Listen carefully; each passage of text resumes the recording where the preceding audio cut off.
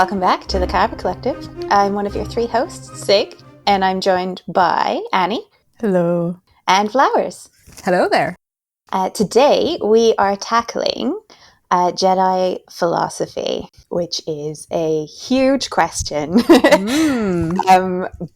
we're going to talk about what is Jedi philosophy, what is Jedi culture, and I thought the best place to start would be what is Jedi philosophy or theology based on? And the answer is Buddhism. George Lucas has been very clear about this. He's been explicit. So I have a quote, actually, from the Star Wars archives. The Jedi are good, but they're not fantastic. They were never designed to be a superhero or anything like that. They were designed to be a Buddhist monk who happened to be a very good warrior, and they became peacekeepers of the human world. So much of the way that he talks about the Force, in all of his commentaries on the films and many of his interviews, and within the films themselves, terms like attachment, the way that the dark and the light side of the Force are understood, and the way the Jedi behave are clearly linked to Buddhist beliefs. That, I think, is not up for debate. Yeah. That said, the Jedi are not Buddhists. It's not a one-to-one parallel. And also none of us are Buddhists, so I have tried my best to do research. I am going to only talk about Buddhism where I think it's relevant to the Jedi, but obviously my reading is not a substitute for being an actual Buddhist. Yeah. But I will do my best. But I think it's helpful sometimes to look at it that way. And it kind of leads to something quite uncomfortable sometimes that I hope maybe we can combat in this episode today, when people look at things that the Jedi say and do and say that that is abusive or an inhuman way to live, when there are many practicing Buddhists around the world who were raised that way. who live like this. It's a little wild to see like that kind of response to it. Yeah.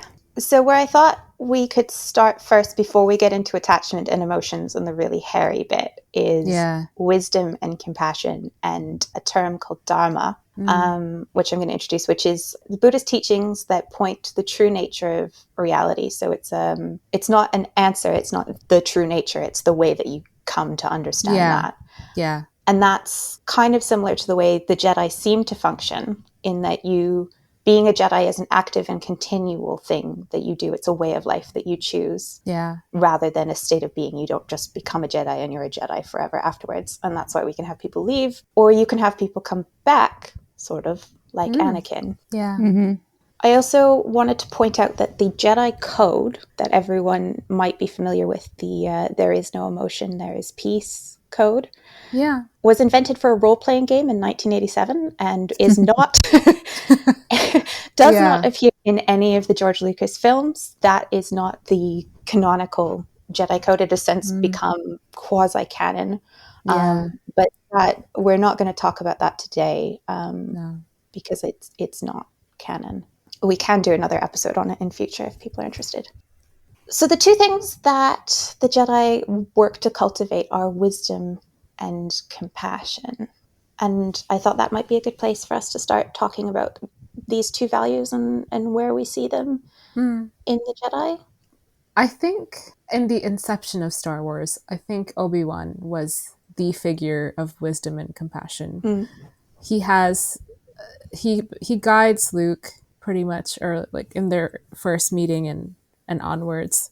And the way that he holds himself in the face of the things that they go through in that movie, the way that he literally just stops, and when all the people of Alderaan are destroyed, you get that sense, you get that feeling that Obi-Wan is somebody who is deeply connected to the universe, somebody who is putting in a lot of effort to try and help a cause and for the betterment of, the people, the galaxy, for stopping the corrupt way of life that's happening. And I think he's probably the prime example of what to be a Jedi is, in the way that he facilitates himself. And this is reflected even in the prequels.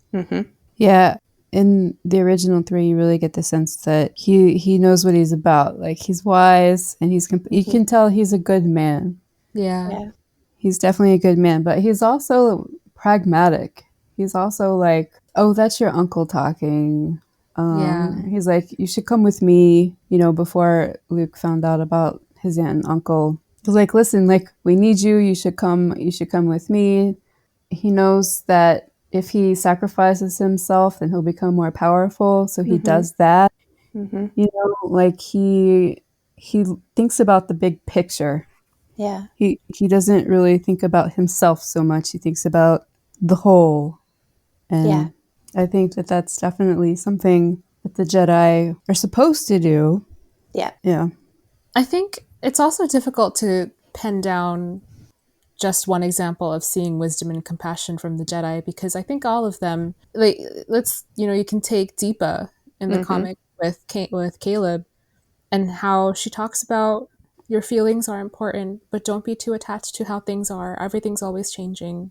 And the lessons that you get from her, the things that you get from Qui-Gon, the lessons that you get, I mean, it just feels like over time you learn these things, and then the people, like the Jedi masters who are bringing this information to their Padawans or to the people around them, and it's with experience that you can tell they truly understand and believe these things just from the way that they interact with the world around them. Yeah.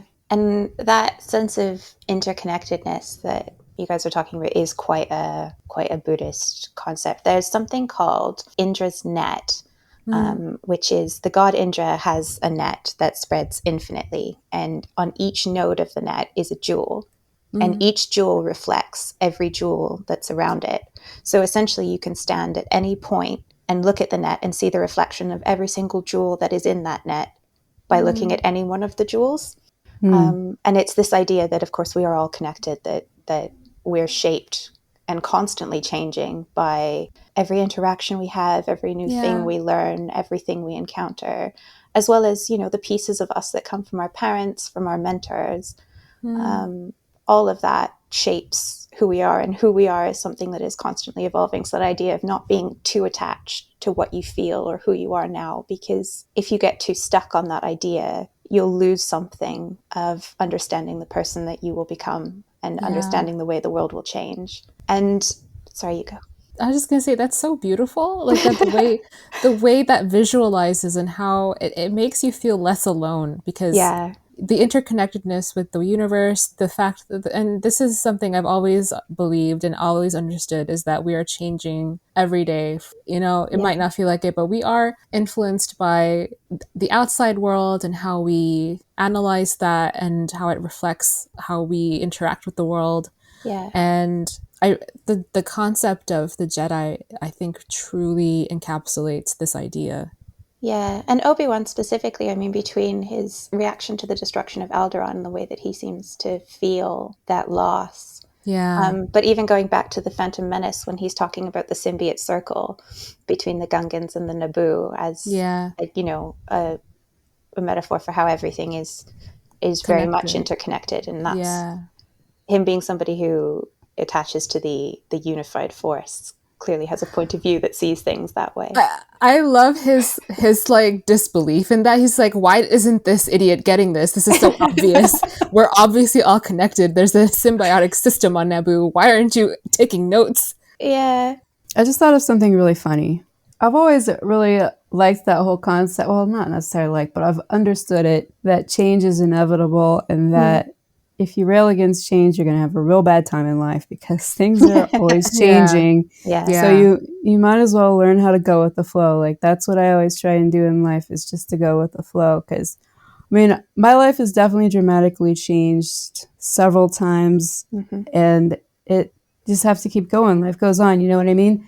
And I've always, like, really identified with more of the Jedi side of stuff. And I grew up watching Star Wars with my brother, and he hates change. He hates change. Like, I have this memory of him. We were, like, driving to the airport, and they had, like, changed the road going to the airport. And I just remember him saying, I hate change, blah, blah, blah. And he identifies more with the Sith. He loves the Sith. Yeah. That's just so weird. That's just funny to me. Well, there's two things you can do with change. One is to accept change and accept that things change and focus on reality as it is now. and the other is to attempt to change the universe back in the way that you want it, which Yeah. Yes, is yeah. exactly what the Sith Mhm. do. In that way lies suffering, according to the Buddha, and I think the Buddha might be right on that front. Definitely. And I guess we've touched a little bit on wisdom. Part of that also is accepting what you feel now. And I think a really good and maybe misunderstood version of this is Anakin's presentation before the council, because Yoda asks him, are you afraid? And Anakin says no. And I've seen a lot of people criticize that scene for, of course he's afraid. He's 9. He's been taken from his mother. But what that scene is actually saying, I think anyway, is that it wasn't okay that he lied about it, that it was fine that he was afraid, but Yoda's response is that they can see through them. And it would be better and wiser to accept that you are afraid and confront that fear. And through the rest of the films, we see Anakin constantly refusing to confront his emotions. He runs away from them. He acts outwards. He blames other people, but he never turns inwards. I mean, he hates change, and he hates his own feelings, and he can't accept. That's so true. Yeah, and he can't actually face them and accept what he's feeling. Yeah. I remember from The Phantom Menace, like probably my favorite line in that movie is Qui-Gon, your thoughts determine your reality, because it's so true. Yeah. If Anakin would have just really taken that to heart. Yeah. It's a very intelligent line, and a very one I feel like comes from experience too. Well, Qui-Gon is the other one that I think is the fantastic example of wisdom, the wisdom of Jedi teaching. I mean, he's a nice counterpoint to Obi-Wan, who he's more focused on the moment and living with the living force. Yeah. And being very attuned to the moment. But even in the fight with Darth Maul, we see him, I think I read anyway, that there's fear in that scene from both Obi-Wan and Qui-Gon. But Qui-Gon takes the moment to sit down and to center himself and to face that fear, even though he's effectively going to his death. Yeah. In a way that I don't think we ever see Anakin do. No. Yeah. And this leads quite nice, considering we started talking about emotions. So we should probably start talking about attachment, emotional repression, and suffering. Yeah. The sticky subjects. The sticky subjects. Yeah. So, okay. Attachment is a word that I think has caused a lot of trouble for a lot of people. And part of it is because it has it has a meaning in English, but it has a very specific meaning when talking about Buddhism or when talking about the Jedi. And again, George Lucas has been very, very clear about this. If you listen to any of the audio commentaries on specifically Attack of the Clones, Revenge of the Sith, any of his interviews about Anakin, he makes it clear what he means by attachments. So I'll start by just reading one of many, many quotes. Jedi Knights do not grow attachments because attachment is a path to the dark side. You can love people, but you can't want to possess them. They're not yours. Accept that they have a fate. Even those you love most are going to die. You can't do anything about that. Protect them with your lightsaber, but if they die, they were going to die. There is nothing you can do. All you can do is accept that fact. In mythology, if you go to Hades to get them back, you're not doing it for them, you're doing it for yourself. You're doing it because you don't want to give them up. You're afraid to be without them. The key to the dark side is fear. You must be clean of fear, and fear of loss is the greatest fear. If you're set up for fear of loss, you will do anything to keep that loss from happening, and you're going to end up on the dark side. That's the basic premise of Star Wars and the Jedi and how it works. That's why they're taken at a young age to be trained. They cannot get themselves killed trying to save their best buddy when it's a hopeless exercise. Yeah. I love that quote. I mean, I want to frame that quote. Do I even need to talk anymore? No, this is so self-explanatory. Yeah. So obviously attachment doesn't mean being in love with someone. It doesn't mean having relationships. It means possession or an unwillingness to let go. So if you substitute in the word possession for attachment in a lot of these, it becomes a lot more clear what is being said. Yeah. So Anakin's problem is not that he loves Padme, it's that he's afraid of losing Padme. It's that he's possessive of her. Yeah. And possessive of what will happen to her. and is unwilling to accept the possibility that she might die. Yeah. And of course, the root of this is a fear of change. I was just going to say, this is going back to the lesson you told us a few minutes ago. Yes. And Buddha refers to attachment as the root of suffering. Now, it doesn't just have to be attachment to another person. It can be attachment to an idea about the future. It can be attachment to an idea about yourself that you're unprepared to let go of. You can be too attached to things not changing in your life. You can be too attached to an idea that things should change in your life. You can be too attached to an idea about what kind of person you are. But all of these mean avoiding looking at what is actually truthfully happening to you now. Yeah. And not accepting that. And that is the root of Anakin's many, many issues. Many. Yeah. He had an unwillingness to accept life as it was. It's very transient. Things are always going to change. Things can happen. Yeah. And, you know, we see that on every level. We see it in a non-romantic context with his struggle to let go of Ahsoka. We see it in his struggle to let go of his mother. And these are all, no one here is saying, including George Lucas, that these are inherently bad things. It's just that, like Qui-Gon said, being a Jedi is a difficult role and a choice that you take on. And it's not a choice that Anakin ever fully committed to. Yeah. I think that was one of his major struggles, if not the primary struggle. I mean, I guess the other thing that's massively misunderstood is Yoda's advice to Anakin. Everyone finds that really cold when Yoda suggests that he has to just accept the possibility of Padme's death. But I actually think Yoda's right in that you actually, if someone, there's nothing here to suggest complete inaction. So if somebody is going to die, if someone's choking in front of you, it's not un-Buddhist to do the Heimlich maneuver, or un-Jedi to do the Heimlich maneuver. But also you have to be prepared for the fact that the people that you love potentially will die, and that there is a line.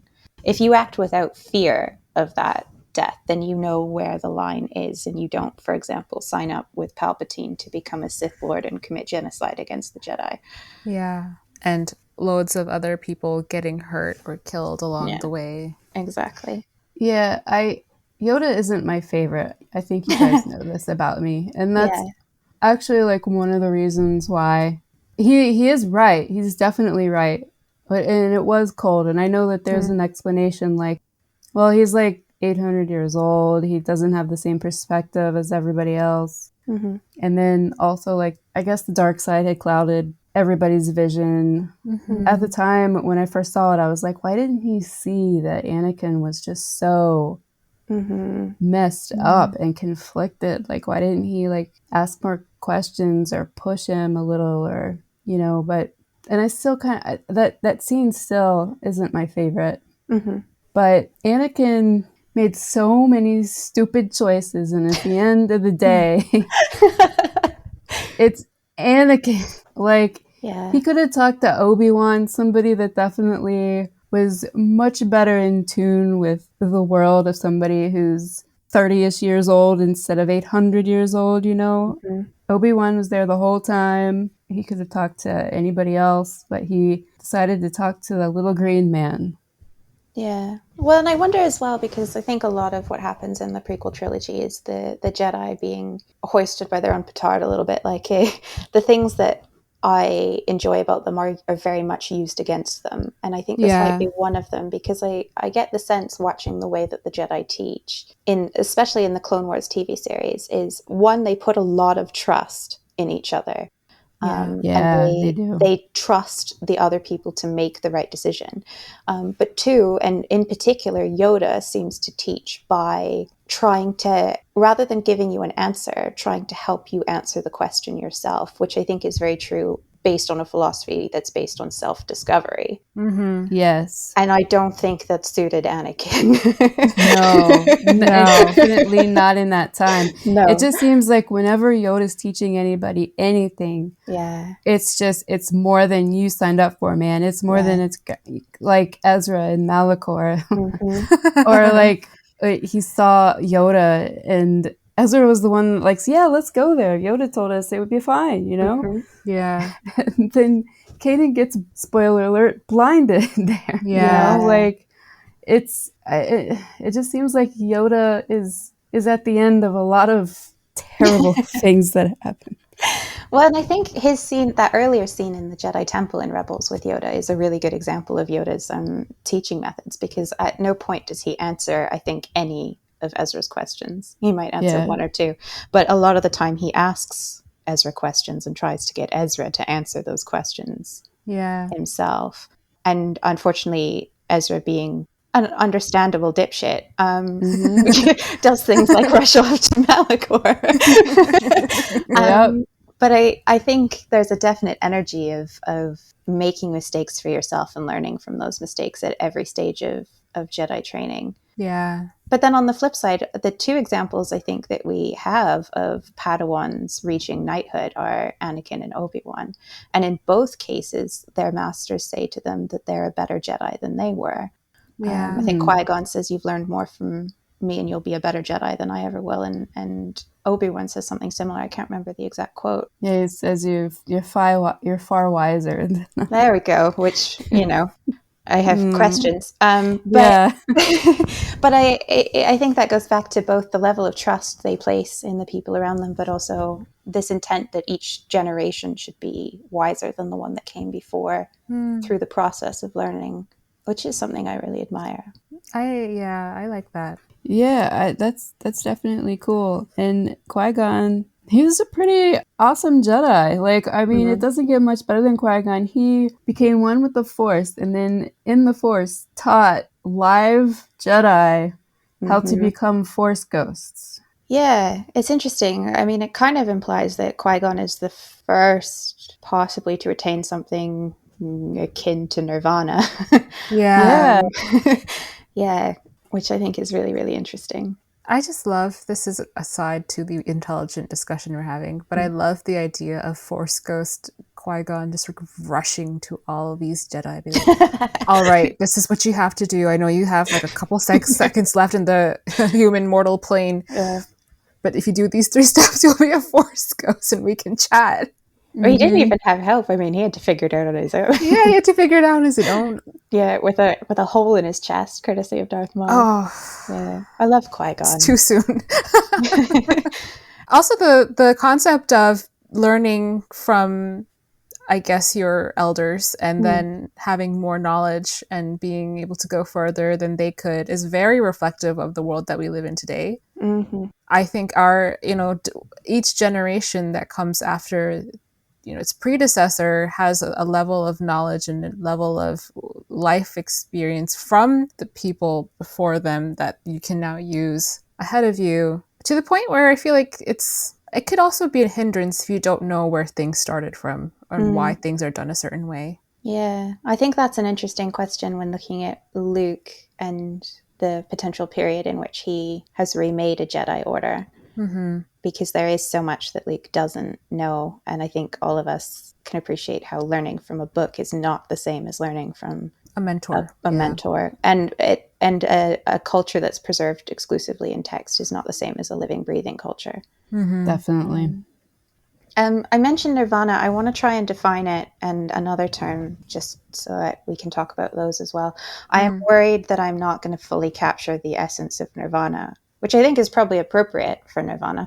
But I will try and define it, because it's not what I thought it was. It was one of the words that I thought that I knew what it meant, and I don't think that anymore. So, as best as I understand it, you have an idea of the self, I, and reaching Nirvana is being able to let go of this sense of you as a defined, separate being from the rest of the universe, while also holding true to a sense of consciousness that is ever changing. So it's both simultaneously recognizing that you are fully connected to the universe around you, while also recognizing that there is a you, but that you is constantly evolving. Which is not what I thought Nirvana meant. That's not what I thought it meant until I read it and read this. Yeah. And alongside that is another term, samsara, which is an endless cycle of wanting something, then possessing it, then losing it, than sorrow, which I think is the side. So this would be the light and dark sides of the Force. So you have the light is working towards Nirvana, or true understanding of the world, and the Sith are walking an endless cycle of samsara, of possession and loss, and the eternal suffering that comes with it. And that brings us to this concept of balance, because I think it has been treated differently. It's definitely treated differently in The Last Jedi, I think, than it is treated in George Lucas's films. Yeah. I agree with that. In The Last Jedi, I get the sense that it's much closer to this idea of yin and yang, whereas the way that I understand it from what George Lucas has said is that the balance is all beings living in balance with each other, so that the universe is fully connected and everything within the universe lives in balance with everything else, which is balance exclusively in the light side of the Force. And I think that's really clear in the way the Jedi understand it, at least, because that's what Anakin was supposed to do. And it's very clear by the way the Jedi talk about it that it's not meant to be an equal number of Sith, like dark side and light side users. They are expecting that there will be no dark side. And that is what is meant by the prophecy as the Jedi understand it. I love that too. Balance is not, I'm going to be half murderous part of the day. And at the end of the day, I will feed some orphans or... You know, that's not balance. Balance is within yourself and your acknowledgement of the impact you have around you, and trying to be a good person. Yeah. And I think specifically this element of, because everything is interconnected, every action that you take impacts everything else around you. So being careful about what actions you take is central. Yeah. You know, in The Last Jedi, it seemed like they were describing balance as, when Rey was describing it to Luke, it was like she was describing nature. You know, there's good and bad, you know, life and death. There's, I know we're not supposed to mention the code, but there's supposedly no death. There's only the Force, right? Yeah. So there's just like these, nature is beautiful, and then nature is cruel, right? It seems like that's how she was describing it. And then in between all those little cracks of the good and bad side of nature, there is balance. And I think that's more of a description of nature. It's not... Yeah, nature is cruel, but we're not... I don't think that's what we're trying to get at with the Jedi. Nature, it also implies that nature has a choice. Yeah. The elements should not be treated the same as human will.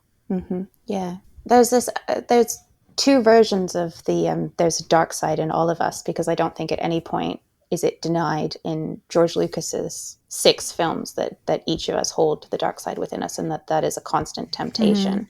In fact, it is very easy. I think Yoda even says that it's the easy route to give in to these things. Easier, quicker, more seductive. And it's easier because you don't have to look at what you're actually doing. So Anakin, when he realizes that the Tuscans have killed his mother, I mean, he's understandably very upset. I would also be very upset. But instead of taking a moment to look inward and realize he's feeling anger and think about, why am I feeling this anger? Where's the anger coming from? He just kills everyone indiscriminately, which includes people who were almost certainly innocent, like the children.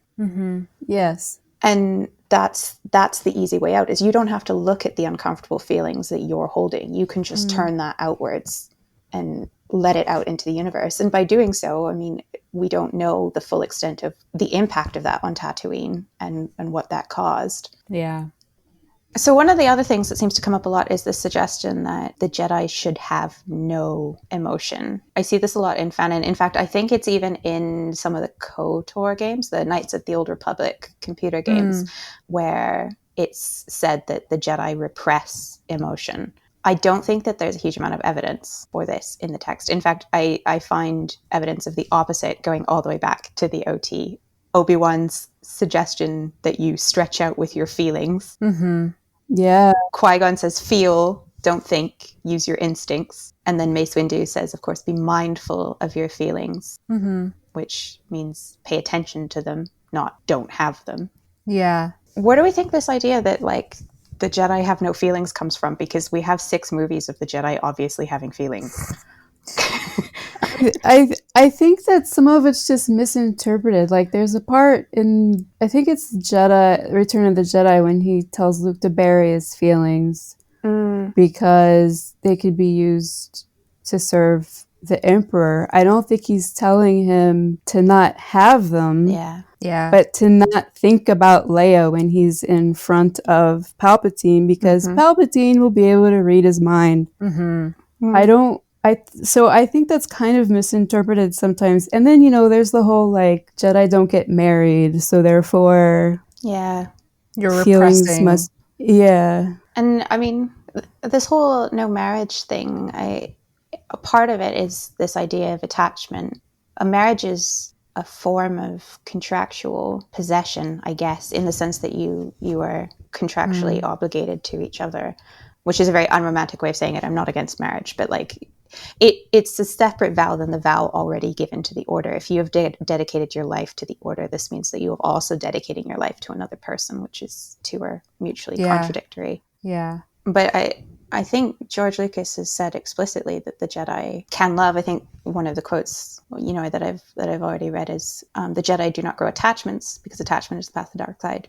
You can love people." Yeah. And Anakin's explanation of this to Padme in Attack of the Clones was Jedi are encouraged to love. I think a lot of people interpreted that as like him like being kind of creepy. Because he's like, well, actually, Jedi are encouraged to love. I mean, why not both? I think he is a little bit creepy. And Padme, I think, is the one who says like that you can never love and you can never do the things that you want. And it almost seems like we get these pieces, a lot of them from Palpatine or from Anakin, both of whom are not exactly modeled Jedi or not Jedi at all. And it seems like those are the ones that get picked up in fanon sometimes, like almost that Palpatine's propaganda game was so strong that it's actually embodied in fanon a lot of the time, and to the contradiction of what we actually see from the Jedi themselves. Yeah. I think it's an amalgamation. If you take something to your definition understanding, it does sound like the Jedi are cold and unfeeling. It's also unfortunate because like you see them in predominantly the prequels in a very specific time period where they're experiencing the Clone Wars, they're experiencing the dark side clouding their vision, and they're in a position of having to make really difficult decisions, and it does come off as cold or unemotional, but that is part of decision making almost. Like you have to see beyond something. I think that they need to learn how to be pragmatic, and I think a lot of the times pragmatism is seen as being cold, but like Spider-Man says, with great responsibility. Great power. With great power comes great responsibility, and these warrior monks are force sensitive. They have a lot of power, and they want to use it for good and not for the dark. They don't want to hurt people, so therefore they have to learn balance. Yeah. They had to have discipline. When you have that much power and you have that much influence, and if you let that power corrupt you, you can do some real harm.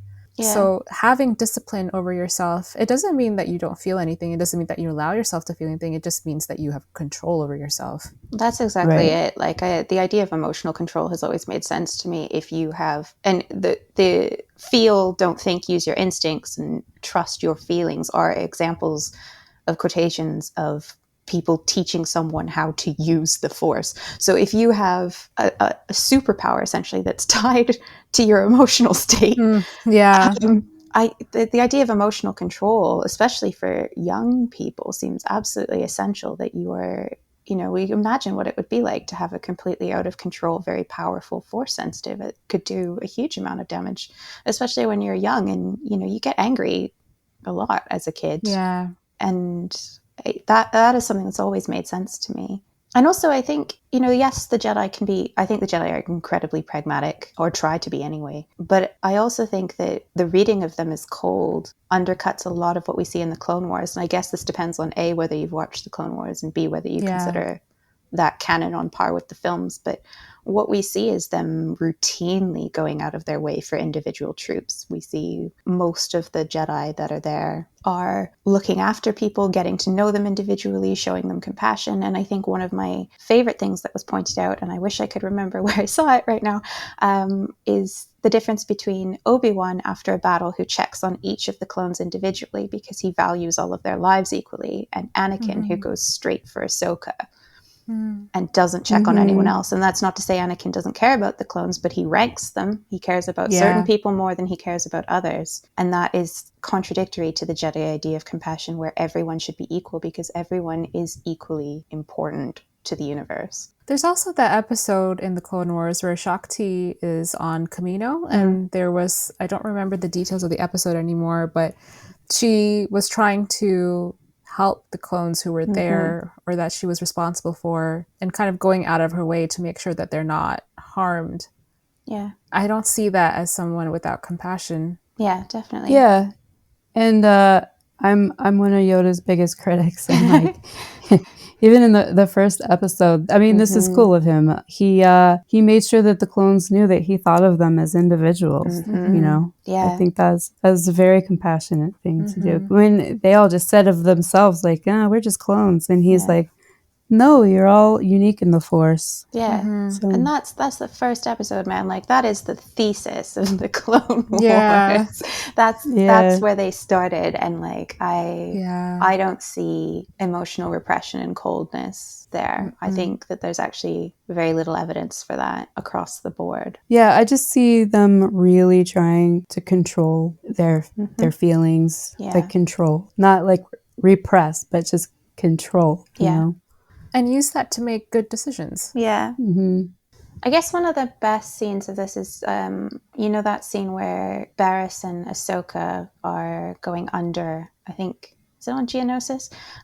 They're going to infiltrate a factory and it blows up, and Anakin and Luminara think that they've died, and Anakin is losing his mind and Luminara is prepared to let Barriss go. And I think that scene was really complex because it does feel like Luminara is not doing enough to look for Barriss. However, it's Barriss and Ahsoka that get themselves out. Yeah. Yeah. And Luminara was trusting, essentially, that Barriss, if she was alive, would do everything she could to get them out. Luminara was doing everything within reason that wouldn't risk more lives to find out if they were alive, but also she was prepared for an outcome where they weren't. And I think that one's particularly illustrative of what I can see an argument being made that Luminara comes across as very cold. Yeah. But I think when you're talking about space wizards, and even when you're talking about normal, like, battlefield stuff, like No Man Left Behind, if you lose 6 dudes looking for one dude, that is worse than losing one dude. Yeah. Even if you really like the dude. Yeah. Yeah. It's true. No, it also doesn't help to freak out. You're not really helping anything by, like, you know, losing your mind. Right, so that is a brief whirlwind introduction to Jedi philosophy. I feel like I've learned so much. I knew, like, this is stuff that I have awareness of, but having to get an opportunity to really discuss it was really nice. It's reinforcing things that I already understood and widening my worldview a little bit. Yeah, definitely. I do recommend listening to the director commentaries on the films if you are interested in understanding better what George Lucas was thinking behind a lot of these scenes, specifically about the character of Anakin, because there's a lot of gold in there. And also, if you're interested in an episode on, I mean, we could do a whole episode solely on attachment. We could do a whole episode on the Jedi and emotions. We sure could. We could do...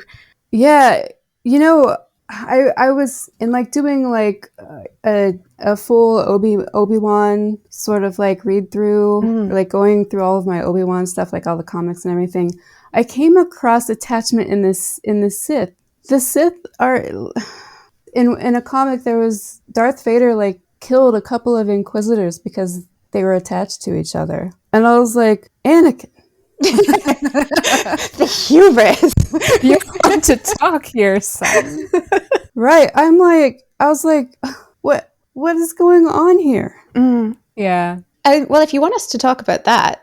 Well, he made them stab each other with their lightsabers. Oh, wow. It was like these two Inquisitors, like one was a Twi'lek and the other, I think they were unidentified. They didn't have names, but it was weird. Like as they were dying, they both had this thought of, we're finally free. I don't know. Wow. It's a really messed up story. Like it has to do with them like going around and like stealing a child, and This story is getting wild and wilder the more you explain it. yeah, it's in the Vader comics, but it's just I feel like the Sith are just giant hypocrites, basically. So yeah, I think that's a fair read. But yeah, if you're interested in hearing more about any of these things, I mean, I feel like that in itself is something we could talk about for a full episode. Yeah. But please drop a comment or let us know on Twitter if that's something that you would be interested in. In the meantime, I have made a game. nice. And we're going to play, and you can play along at home. And the game is called George Lucas or Buddhist Philosopher. Nice. Oh, this should be fun. It's a simple game. I'm going to read a quote, and all you have to do is tell me whether George Lucas said it or someone writing about Buddhism said it. Okay. Question number 1. Our culture finds this question of losing very difficult. It's very good about getting. Our consumer culture, especially nowadays, is all about getting. We throw away those things which were fashionable yesterday, but are no longer fashionable today to get something new. I'll go with George Lucas on that one. Maybe a Buddhist? Ooh, split. Yeah. The answer is a Buddhist, Tenzin Palmo. Right. Question number 2. Most of our confusion is caused by our assumption that the causes of liberation must come from somewhere or something outside of ourselves. We assume that only by accumulating this or that, or only through associating with something or someone else, we can gain the cause of external happiness. George Lucas, maybe? I'm going to go with a Buddhist. A Buddhist! Gyatso Rinpoche. I'm so sorry if I've just murdered your name. I should have looked it up. But yes, a Buddhist. Me and Annie are tied. You are tied. What 2 more. The prize is, I don't know. The prize is rubbing it in everyone else's face. Happiness is pleasure and happiness is joy. It can be either one. You add them up and it can be the uber category of happiness. Pleasure is short-lived. It lasts an hour, it lasts a minute, it lasts a month. It peaks and it goes down. It peaks very high. But the next time you want to get that same peak, you have to do twice as much. On the other hand is joy. Joy is the thing that doesn't go as high as pleasure in terms of your emotional reaction, but it stays with you. I think this is George Lucas. Yeah, it's definitely George. Yeah. All right. The tie-breaking question. This is for 1,000 points. For 1,000 points. Question number 4. Anxiety, heartbreak, and tenderness mark the in-between state. It's the kind of place we usually want to avoid. The challenge is to stay in the middle rather than to buy into struggle and complaint. The challenge is to let it soften us rather than make us more rigid and afraid. A Buddhist? My first instinct is a Buddhist. 2 votes for Buddhist. Yeah. You are correct. Pima Chodron. Nice. We both get to rub it in. You tied. Well done. Nice. Air 5, Annie. Air 5. We've got to put some kind of game show music in here. But anyway, thank you for playing George Lucas or Buddhist Philosopher. This is a great game. I love this. This is wonderful. I have like the Wheel of Fortune music in my head now. Or like Jeopardy final question. We need like the ticking clock. The do. Oh, yeah. Right, which brings us to our lightning round, unless anyone has any final thoughts on Jedi culture, Jedi philosophy, the Force. I want to see more Jedi culture and philosophy in all upcoming Star Wars projects. Thank you very much. Yes, please. Same. Yes, please. All right, lightning round questions. Question number 1. What is your favorite bit of Jedi wisdom from the Star Wars universe? Annie. That would definitely be Qui-Gon Jinn when he says your thoughts determine your reality. I think about that so often. It's definitely helped me out through some like through some Yeah. tough times. And I mean, like, it, and I know it's weird, it's like Star Wars, but like, it's definitely wise. No, I think that's what makes Star Wars good. I mean, that's why we enjoy it, is that it has depth. And his line delivery in that too is so comforting. It is so comforting. Very, yes. I think a lot of the advice or insight that Qui-Gon gives in The Phantom Menace is my favorite. I can't, the one that Annie picked is at my actual favorite line. But I also think that just the way that Qui-Gon views the world in The Phantom Menace, the way that he just explains and describes the Force and how everything is connected. It's so calming. I felt like I rewatched The Phantom Menace recently, and I felt like I was just learning things all the time. Whenever he spoke, I felt he has a lot of good insight on balance and the Force and the whole purpose of everything. He's just not appreciated enough. You know, I can never say bad things about that movie because it's the only one he's in, man. You know, like, maybe I didn't really like the pod racing that much, but man, that movie had Qui-Gon in it. So therefore, I mean, it's something special for me. Yeah. Yeah. I mean, the pod racing too is just, it's a blip in the map base of this very cool world building that was done in that movie. Yeah. And I appreciate it. I know people have issues with it, but I look at the good that it has, and it's so powerful. Yeah, I mean, Yeah. and the Boonta Eve classic, you know, I mean, that's cool. I'm going to go, I love that quote. I'm going to go with Mace Windu's be mindful of your feelings, because I like this idea of examining your own reactions before you act. I think that is probably one of the most valuable lessons that you can learn as a person, is to not be overly reactive. And if I am going to react to it, then I want it to be well thought through, for other people's sake and for my own. And I think that's another one of those quotes that's been misinterpreted perhaps as have no feelings, but I think the word mindful is pretty clear that it's not have no feelings, but, you know, pay attention to what you're feeling and how it's impacting the way that you're acting. Analyze and understand why you're reacting a certain way and why you're instinctually feeling a certain way, and assess them and try to make the best choice out of what you're feeling. Yeah, and just don't get caught up. I mean, I think we all have moments where we look back and we think, oh God, I just massively overreacted. And when it comes to staying calm, when it comes to, and also, like, you know, clapping back when it counts. This is what I really want. Is I want to make my clapbacks count. A person has to really deserve it, and it has to be well thought through. And I'm not going to rise to any old run-of-the-mill insult. I'm going to rise to the important ones, and I'm going to pick my battles. That's why you have to be mindful. Important. Yeah, exactly. Yeah. Because a lot of the times the thoughts that are in your head, they lie to you. Yeah. Yeah. So, you know, being mindful is definitely a good thing. Yeah. And, you know, am I actually angry, or am I just hungry, is a question I have to ask myself sometimes. Yes. It's definitely an important question. That is a really great one. Which leads quite nicely into lightning round question number 2. Ooh. What everyday annoyance would send you to the dark side? Flowers. Oh my God. I would say talking on the phone with, like, your insurance company. You can pick which insurance company it is. It's all of them. All of them turn me to the dark side.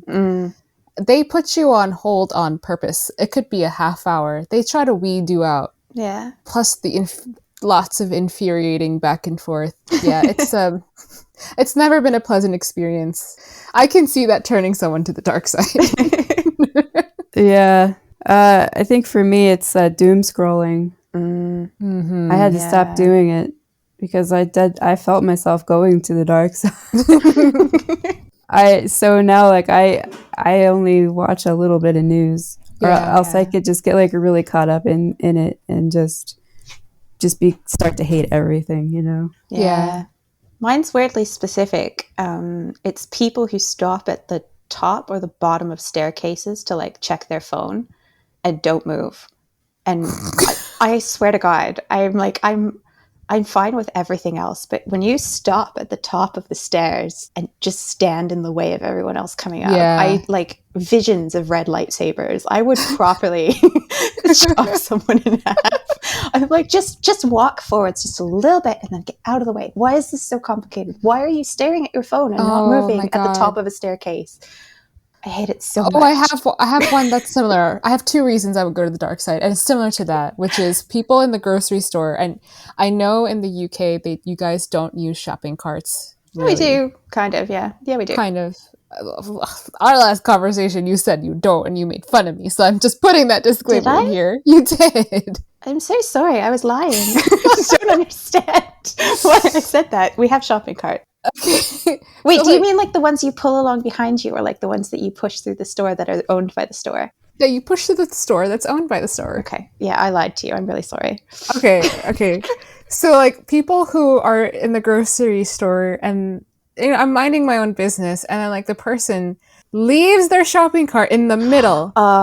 They leave it in the middle, and maybe they'll walk ahead, or maybe they just stop there physically, and they're like on their phone checking their grocery list or something. Or please, for the lack of making more Sith, you have to pick a side. So people like me don't have to be like, excuse me, please. I don't want to talk to you. Please just move to a side. Pick a side. Yeah, it's really annoying. Yeah, like that reminds me when I was working in the French Quarter. Oh my God, tourists. Just like stand in the middle of the sidewalk taking pictures. I'm like, I realize you're on vacation, but there's people that work here and need to get to work. Yeah. Zero self-awareness about where you are in space in relation to other people might be my like biggest bugbear. Yeah. Anyway, question number 3. Favorite meditation spot in the Jedi Temple, Annie? Library. I just love libraries. Yeah, I can see that. I think I don't remember the exact wording of it. The Room of 1,000 Waterfalls? Is that Fountains. What it's called? 1,000 Fountains. I think that would be so peaceful. I would love to just kind of hang out there, do my little meditation.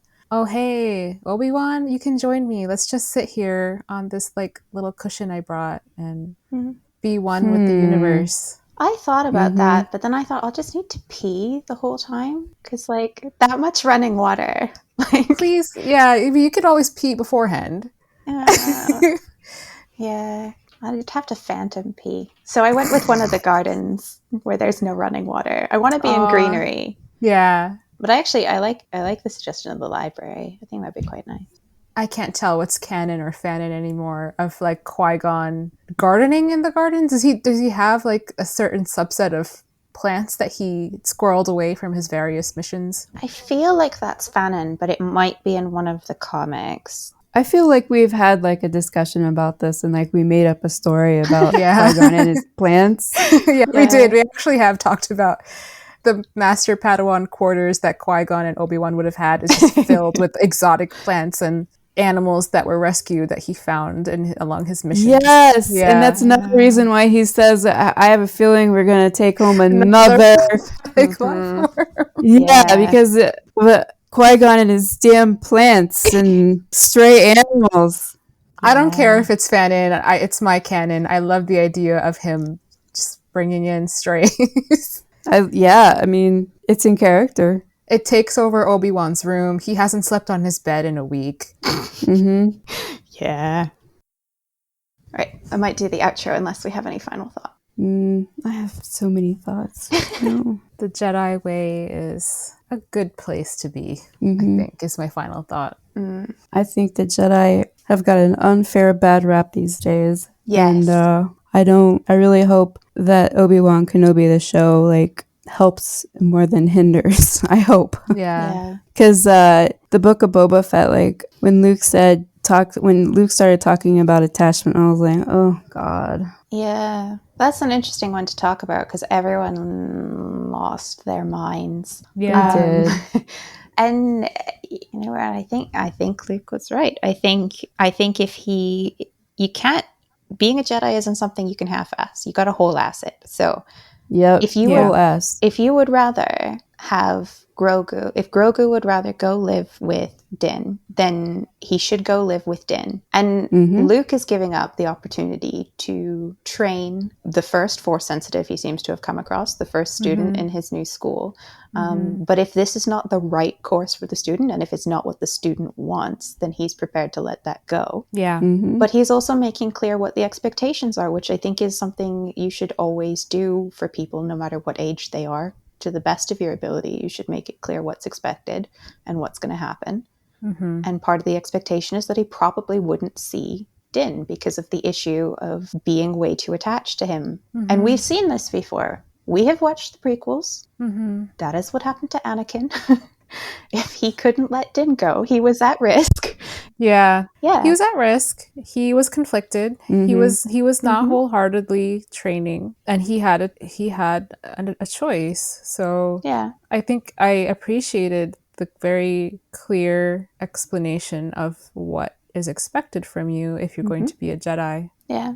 And, you know, Grogu's like going to live to be 700 farting years old. So, like, you know, if he wants to be a Jedi later, he's in the unique position of being able to be a Jedi later. Like, if he wants to go slum it with Din and become Prince of Mandalore or whatever for even 100 years, he's welcome to do that. And he can still come back and he'll be like fresh-faced, man. Like, he's got the luxury of time. Yeah, I don't think he's done with the Jedi, honestly. I'm not sure what they're going to do with him, but I think there's more story to tell there. Yeah. Yeah. Right. Thanks for tuning in to the Kyber Collective. If you like what you heard, please give us a like. And if you've got something to say, drop us a comment below. Both of these help make us easier to find for other fans and are the best way you can support our work. If you'd like to keep up to date with our episodes, you can subscribe. And you can always talk to us on Twitter at Kyber Collective. We'll be back with another episode in 2 weeks. And until then, remember, the crystal is the heart of the blade. The heart is the crystal of the Jedi. The Jedi is the crystal of the Force. The Force is the blade of the heart. All are intertwined. The crystal, the blade, the Jedi. You are one.